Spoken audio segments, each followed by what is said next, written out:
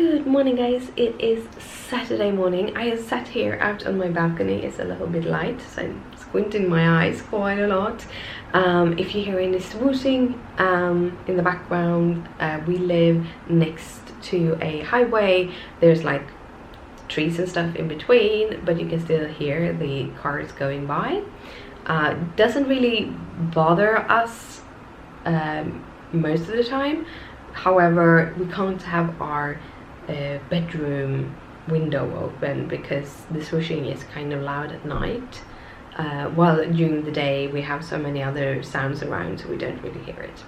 But yeah, so today's Saturday. We have some plans. We're gonna head off to the mall in just a second, but before that I thought I'd give you a little update on my week. So this week has been a little bit different. If you have been here for a while, you will know this. If you're new, I have a long list of health issues, and that means that I have like 6 or 7 doctors. But throughout like the pandemic, I haven't really been to the doctors because they have kind of been closed. And since October, and I had my surgery, I'm actually feeling pretty good, so I haven't had a need. However, I had 2 different doctors that wanted me to come in and kind of have an update.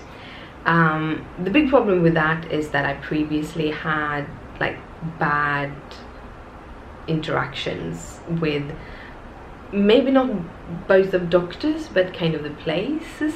So for me, going to my rheumatologist and my endocrinologist really stresses me out completely. So today I have a splitting migraine. I've had it yesterday also. It came yesterday because of the stress that have kind of rescinded, because I had so good interactions with both of my doctors. It was wonderful. It was wonderful. So I have a new rheumatologist. It's my 8th rheumatologist in 8 years. Okay. But he was really nice, really proper and everything. I'm gonna meet him again in 6 months. I am going to take tests for osteoporosis. Osteoporosis, because I both eat estrogen for my because I first went into menopause 10 years ago and then had my hysterectomy here in October, so I need to have estrogen treatment. That together with cortisone for my lupus ends up making it possible for me to get osteoporosis. And I had a test 2 years ago and I had limit values. We tried the medication that really didn't work for me because I have some tummy issues, and you shouldn't take it if you have tummy issues, but I don't have it. I haven't gone to the doctors with them because I know how to handle it, but the medication really made that worse and I had to go off it. So this time we're going to try another medication if the tests have become worse. So I'm going to go in and get those tests done. So that was a really good meeting with him. And then on the Friday I met my endocrinologist, and that is the endocrinologist that I previously had bad interactions with. I don't know if it's me who is different or just she who has a better day or something, but we had a really good meeting, like super good meeting. I am going to try the medication that I got didn't really work with me last time. Well, it did give us really good results. However, I had so many side effects. But at this moment I have less medications. I don't have to try as many medications at the same time. I'm off a lot of medications that I had when we tried it last, so we're hoping that it was just a cross interaction of some sort. So I'm gonna try that medication because here's the thing, my endocrinologist that I have it because I have a prolactinoma. Prolactinoma is a non-cancerous tumor in the brain which produces prolactin. And in my case, I don't have super high values. However, I have something called galactorate, I think it basically my boobs are milking, which they shouldn't. That's kind of what the hormone is. Prolactin is actually produced in people, in pregnant women, to start the milk production, and I have too high levels of it, so my milk production has started even though I don't have children and haven't been pregnant or anything. So we're going to try that medication to see if we can remove this, but also the prolactin is the reason why I have chronic migraines, because my migraines are hormonal. Like all my migraines have always been hormonal, and now this is the last hormone that is left in my body. And when I tried the medication last, I did have the side effects, but was able to reduce the values very, very, very hard, and my migraine just disappeared. So I'm hoping that will happen with this medication. So that is what I'm gonna start today. So I'm gonna pick that up at the mall. But yeah, now I have talked your ears off. We're gonna head to the mall. I'll see you there. So the first step in our journey to the mall was the can and bottle recycling. So basically, when we buy a bottle or a can, we pay an extra 10 cents or 20 cents depending on the size of the bottle.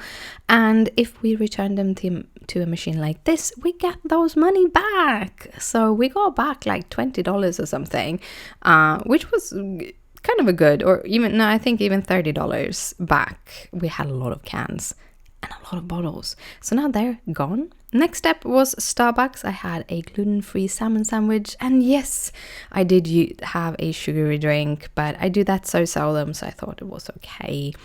And for the last thing was to go and return all the clothes that I bought from Cubus. I bought them online, I got them home, and they just didn't fit. The color was wrong, everything was wrong, but yeah, they are returned and I got the money back.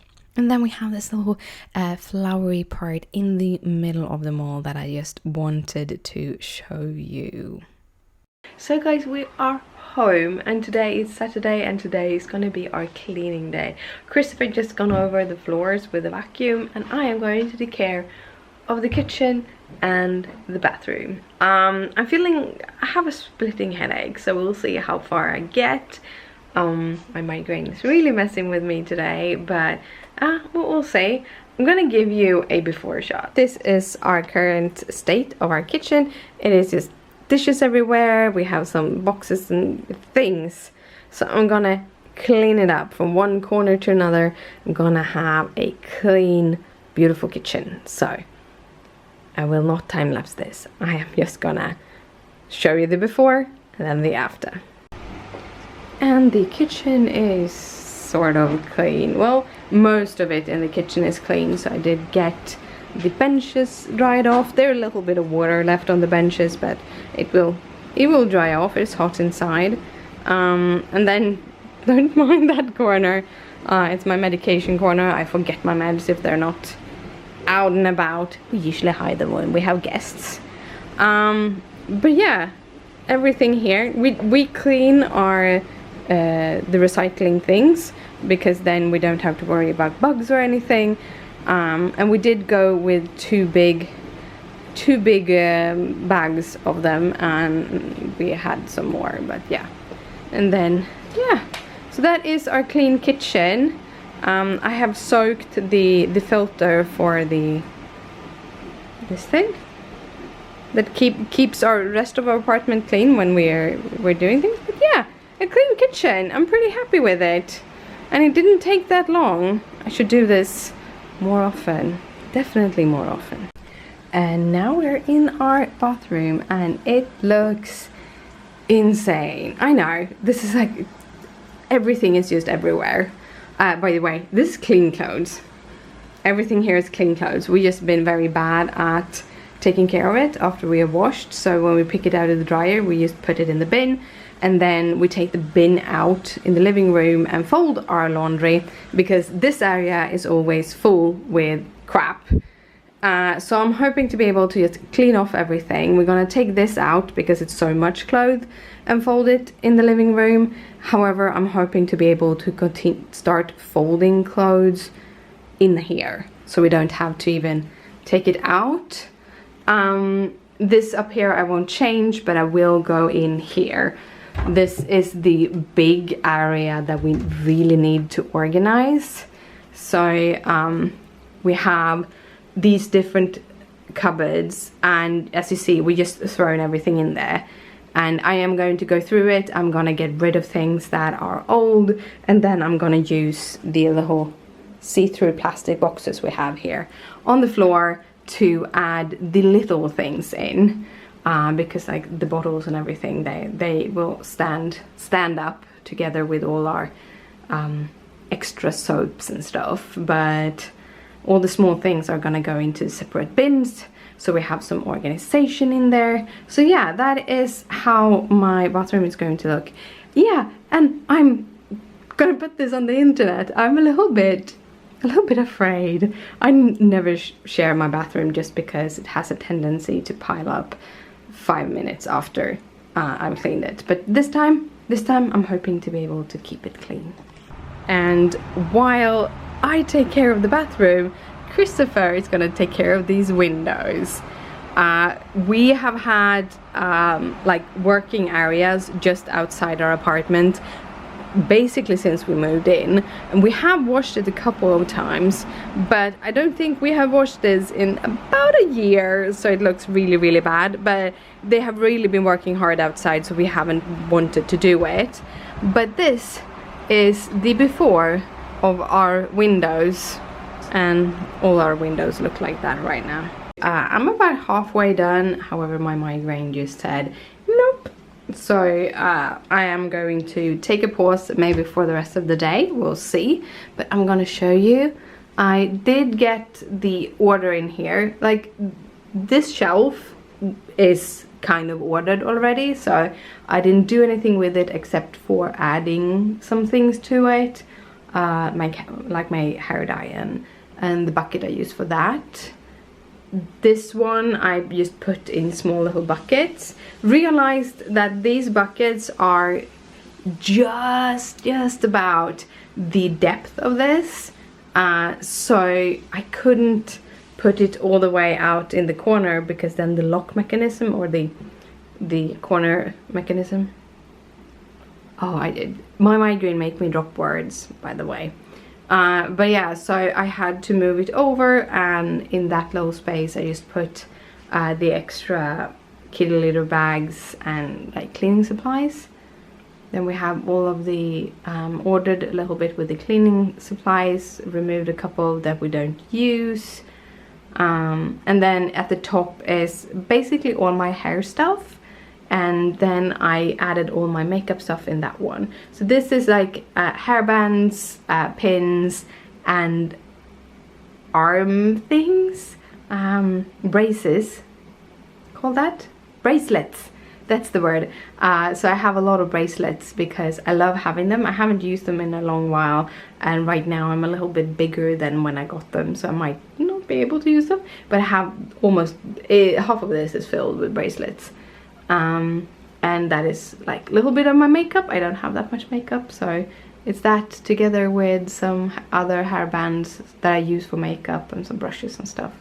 But yeah, so that part is clean. We are going to take care of the laundry, and we are going to set a machine, but as I said, my energy just dropped down to 0. That happens when I have a migraine. I have so much less energy, but I got that done, and I'm really happy about that. And Christopher got our windows clean.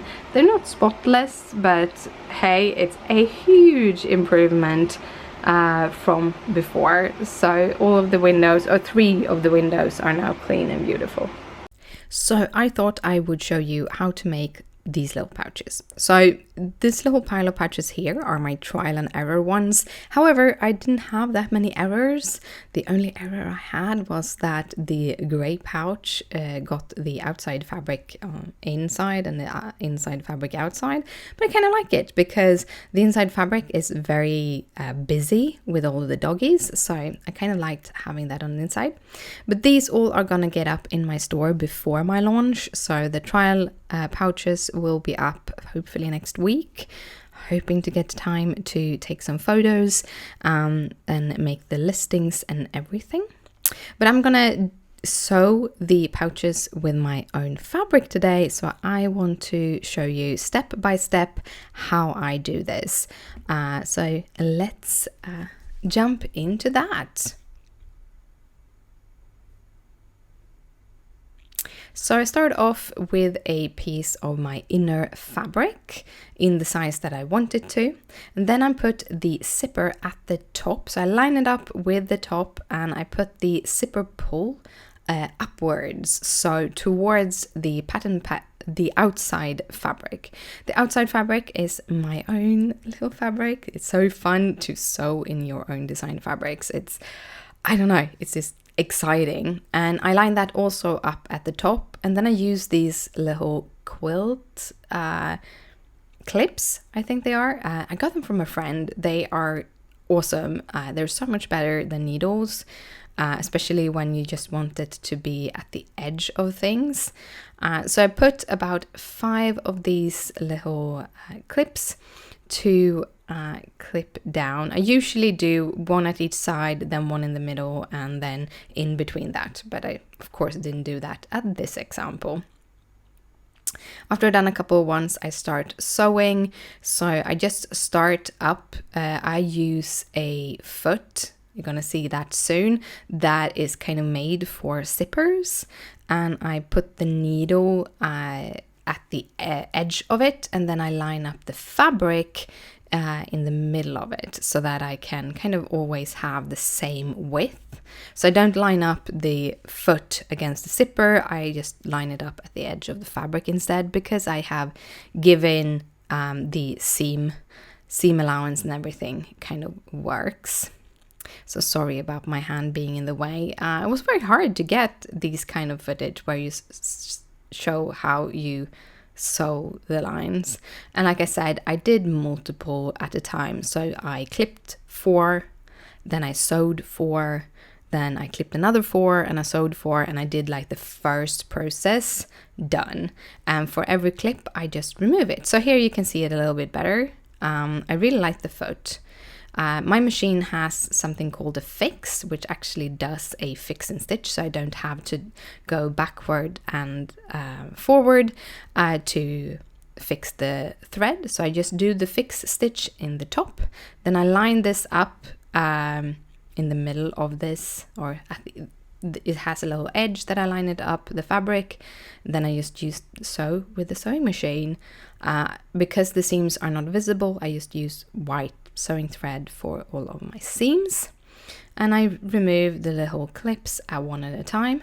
And when I come to the edge, I do another one of those fix stitches, which is just a button on my machine. And when that is done, I use a cut thing that I have on it also, and that actually cuts the threads for me underneath, and then I could just pull it out. So that is how I did. And this is how it looks when you're done. Again, another color, because I have a lot of different ones. And then I'm just gonna stretch the fabric so that I don't sew over it. So it's just using my fingers to kind of stretch the seams a little bit. Makes it a little bit easier. And then I'm gonna take this away. I'm gonna take first, again, inner fabric with the right side up. Place the zipper, and in this case everything, with the kind of zipper pull right side up again. And this time that also means the pattern fabric on that are already sewn up will have the right side up like this. And I just line it up on both sides so that I have everything lined up, and then I line it up at the top so that is also lined up. It's a bit fiddly, this part, but you get used to it. This was one of the first ones I kind of lined up. I got a little bit faster afterwards. But yeah, so I just line all of those things up, taking it away and lining it up again. Sometimes it's a little bit harder to line things up. You get to see my little pink hair also. Nice. But yeah, got it lined up there perfectly. I take another piece of the fabric, and now I'm gonna line it up with the fabric down like that. And now I have it straight, and then I'm just gonna use those little clamps that I used again. Like I have 24 of them, I think. So I make, because I use 5 at a time, I make 4 of these per time. I made a total of 11, so I made 4, clamped 4, sewed 4, clamped 4, sewed 4, clamped 3, sewed 3.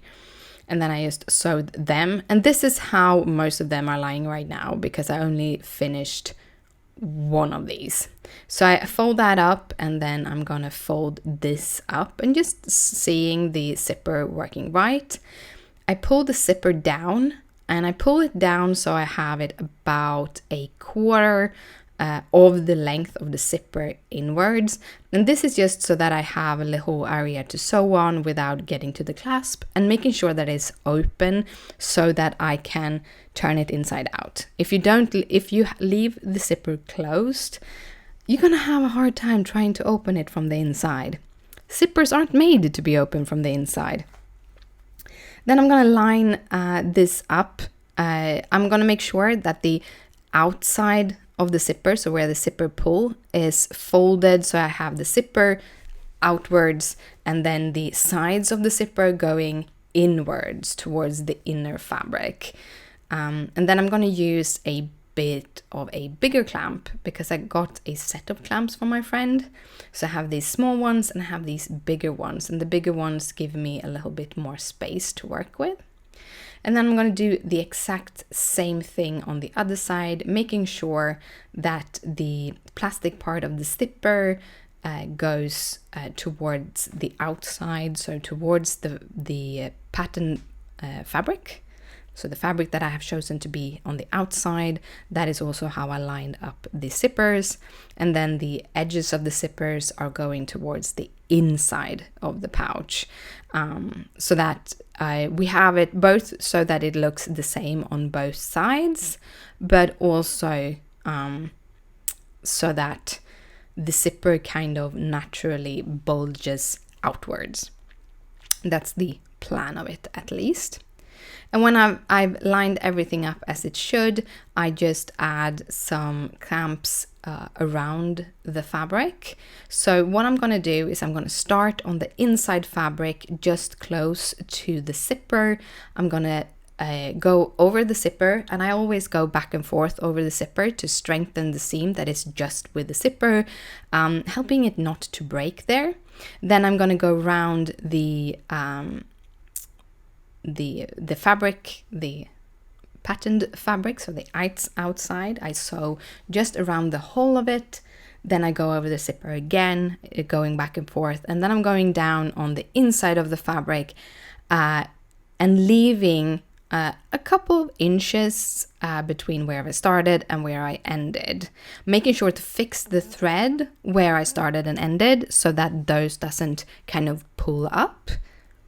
And that is the hole I'm gonna turn it inside out from. So yeah, that's how it works. So I'm changing the presser foot to a inch foot. So I know I'm in Sweden and we have the metric system here. However, when it comes to card making and my sewing, I prefer to use inches, because a quarter of an inch is a very good size to be working with. So I usually use a quarter of an inch seam allowance when I do stuff, and that means that I want to use my my presser foot that has a quarter of an inch seam allowance on it. So I have all my other presser foots and everything is in the metric system. However, this one is in inches, so it makes it a little bit easier. Also, it's see-through, which makes corners just wonderful. So I just sewed back and forth across the zipper there to make it, give it a little bit of an extra strength. Then I go all the way down to the corner, making sure that needle sticks into the fabric and lines up with those red rows. And then I just turn it around and I get that perfect corner.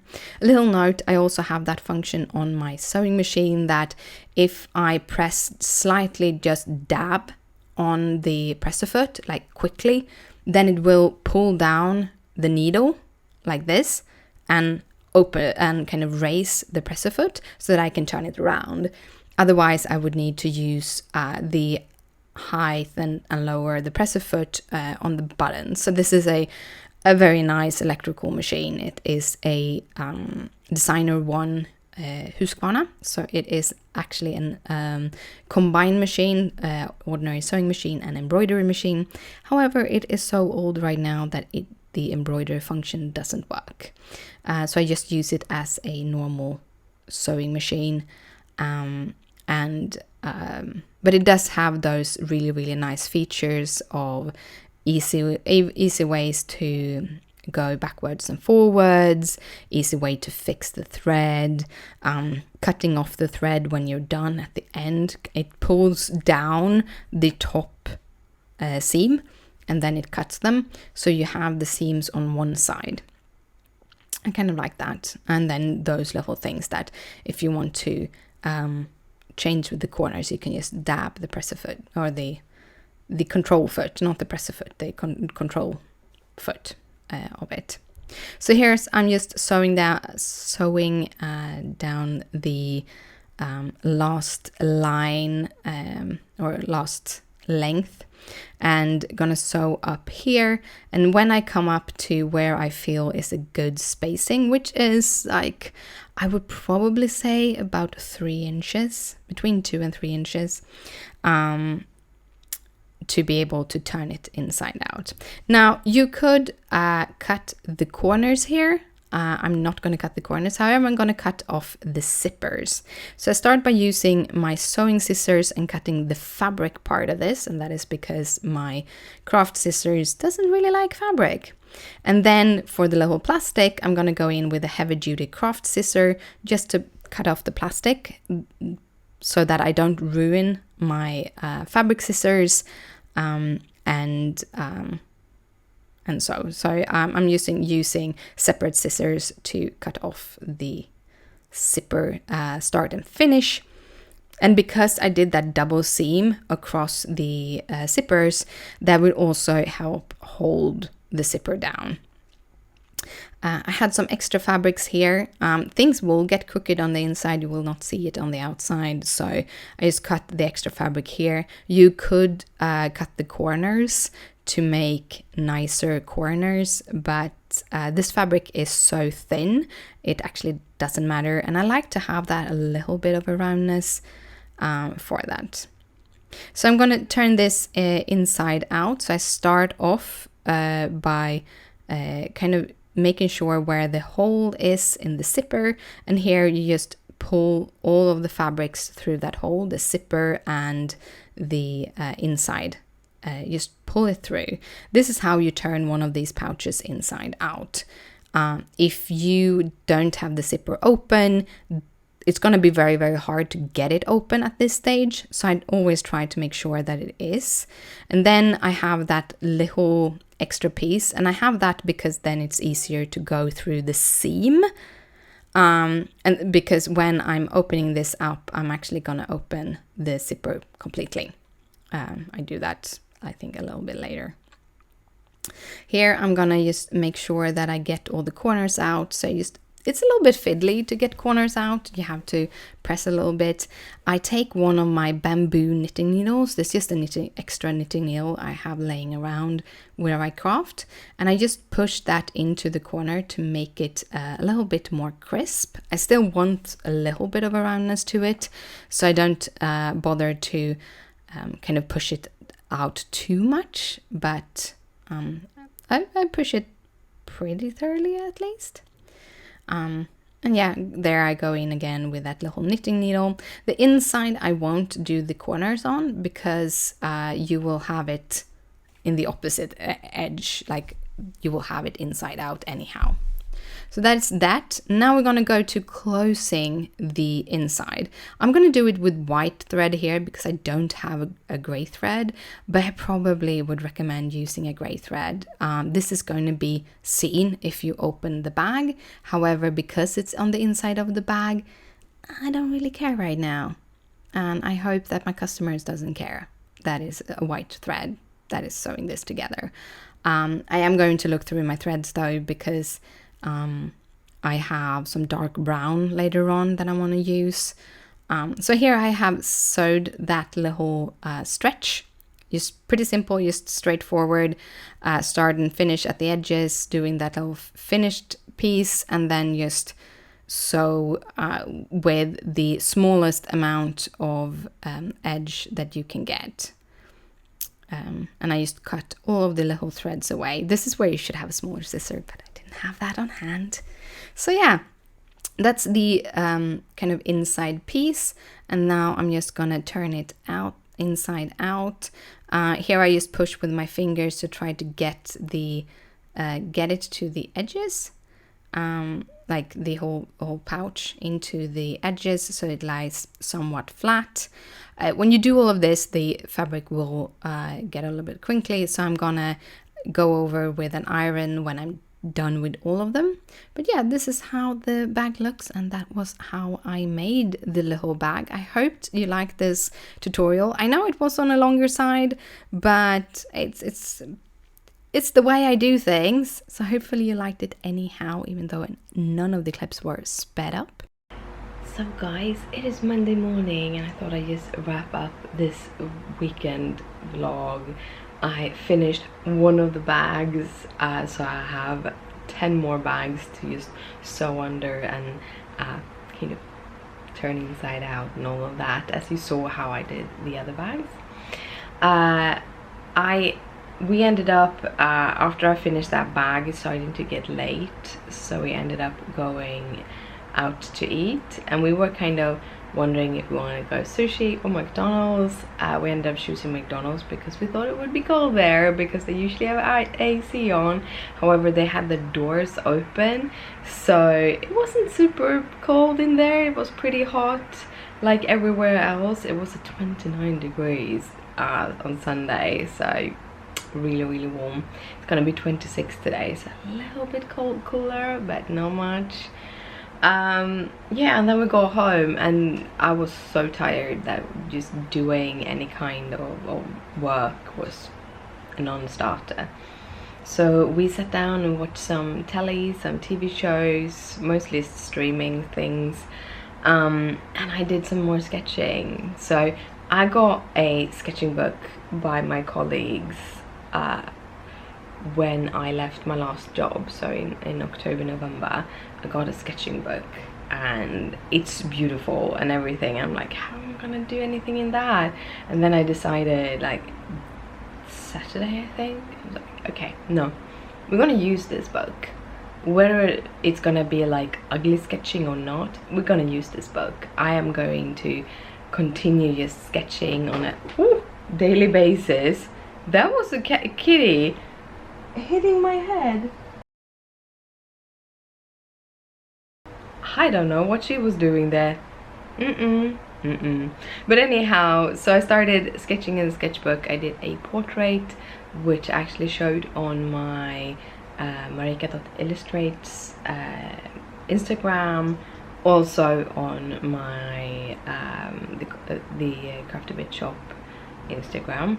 And then yesterday I did some flamingos, because I want to make flamingos, but I'm not as knowledgeable about how flamingos look, so I can't really make them in the positions that I want them to be.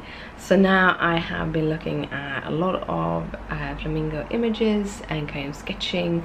So I have a full sheet of sketches for flamingos, and I think I'm gonna go for like 2 or 3 of them, just so that I get the feeling more for the bird, so that I can then reduce it down. I did some flamingos I showed you a couple of weekends ago. I like them, but I want to have more variation. They weren't that varied, so yeah. But anyhow, that was my end of the day, just taking the load off. Just, yeah, I was so tired yesterday. I am today also. I still have the migraine. However, today is my 2nd dose of vaccine, so I'm pretty happy about that. But yeah, I'm gonna finish off the vlog here today. this weekend we're gonna have midsummer. We're not planning to go anywhere, but we'll see. Maybe we get some ideas. Maybe they have a midsummer tree somewhere, or midsummer pole somewhere, and we will go there. Haven't decided yet, but yeah, see you next weekend. Good night, sleep tight, don't let the bed bugs bite. Bye.